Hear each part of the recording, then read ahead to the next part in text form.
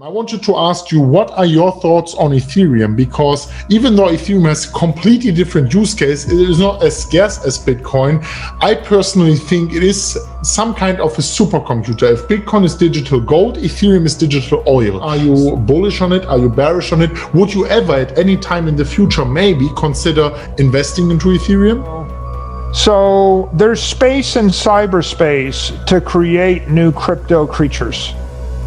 So what do I think about Ethereum? I have one unicorn, which is Ethereum, like Uber, Airbnb. Massively successful, exciting thing that you can't dispute the fact that there's a lot of monetary energy in Ethereum and that it holds a lot of promise.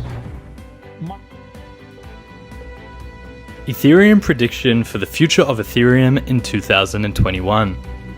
In this video, Michael Saylor explains his thoughts and prediction for Ethereum and what's in store for it in the future. Michael Saylor, as I'm sure you all know, is the figure spearheading the institutional wave of Bitcoin adoption. We have all heard what he thinks about Bitcoin, but what does he think about the largest cap smart contract network, Ethereum? For those that don't know Michael Saylor, he is the CEO of Microstrategy and a very clear Bitcoin maximalist, converting his company's cash balance to Bitcoin and doing various convertible note offerings to increase their Bitcoin holdings. Ethereum has currently crashed from nearly breaking through the psychological barrier at $2,000 to now under $1,500 at the time of this recording. Saylor offers some good points that could give some insight as to why the price has collapsed so much in comparison to other coins.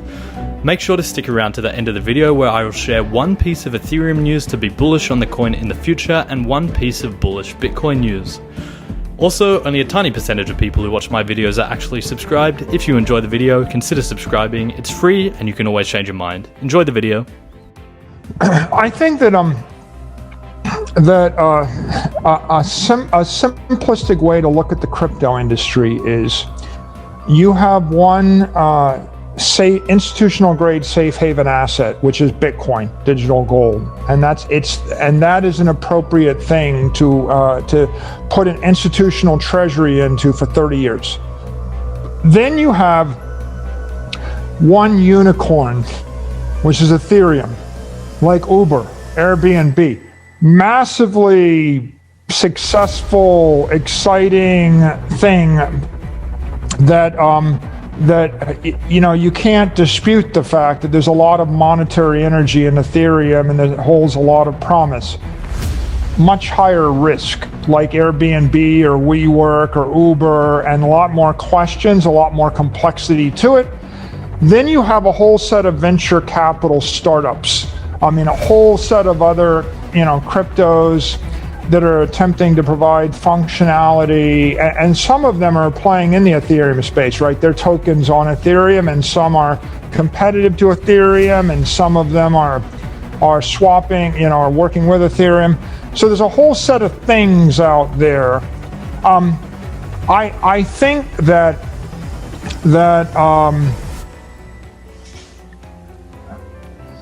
the theoretical use of a crypto, crypto, the entire approach of crypto is you're trying to create a living creature in cyberspace that transcends a company or a country, right?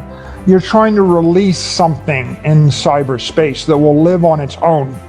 And you want to do that because you don't want to be crippled by a CEO or a company or a regulatory jurisdiction. You want it to be something which is of the people of the world. And Bitcoin clearly has succeeded. It's of the people of the world. There's no country, there's no company. You can't change it. It's its own thing. It's a life force of sorts.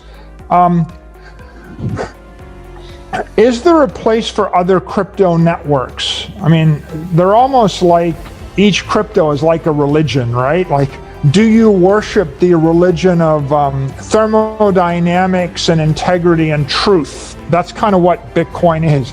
Do you worship the religion of privacy? Well, if you worship the religion of privacy, a privacy coin that's really optimized for privacy, that's what you're trying to release. do you worship the religion of smart contracts between anonymous smart contracts, cross-border smart contracts? If it could be done on a centralized network, then you're going to have competition from a centralized exchange like a Binance or a Coinbase or whatever. But the negative of centralized exchanges is they have regulators, right? But they also have, but it's not just the one negative. They also have CEOs, and they also have, right? So they have corporations and they have nexus. And so if it can be done in a centralized way, the advantage is it's 1 billion times cheaper and faster to do it. And so there will be a Binance, there will be a Coinbase, there will be a Square, there will be a PayPal.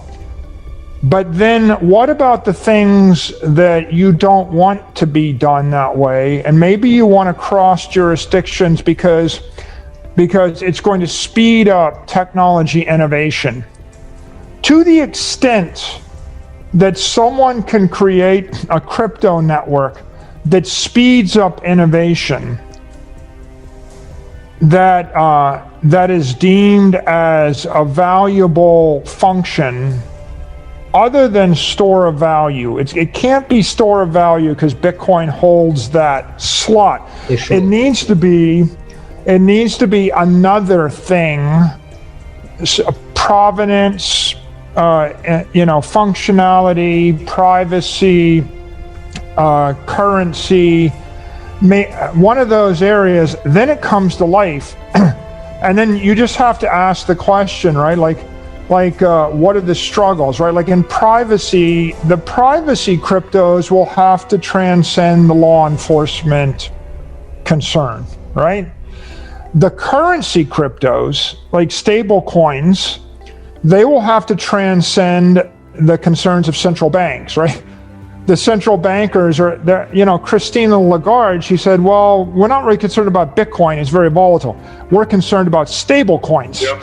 I remember. Right? So because it's like, well, if I can print 100 trillion euro dollars or euros, right? That's a lot more threatening to them if it moves on non-KYC AML rails, or it's done outside of the standard regulatory banking compliance structure. So cryptocurrencies, they will have a set of regulatory concerns they have to overcome, but they may live, right? They may live in that, is anybody going to block the formation of a crypto dollar in Africa? I don't know, the Africans might need one, right? And so maybe no country in Africa is going to shut it down because it'll be deemed to be. I've heard people say in South America and Africa, they really want the crypto dollar. They don't want the Bitcoin, but they want the stable dollar. That's what they want. And so maybe those things form and they fill that niche, and that works well. And maybe the privacy thing comes to life. And with regard to DeFi, well, it'll come to life everywhere if it's viewed as a technical innovation that is more functional, that evolves faster than the centralized versions.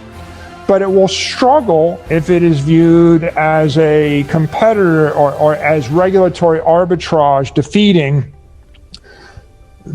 the regulated exchanges, right? So there's space in cyberspace to create new crypto creatures.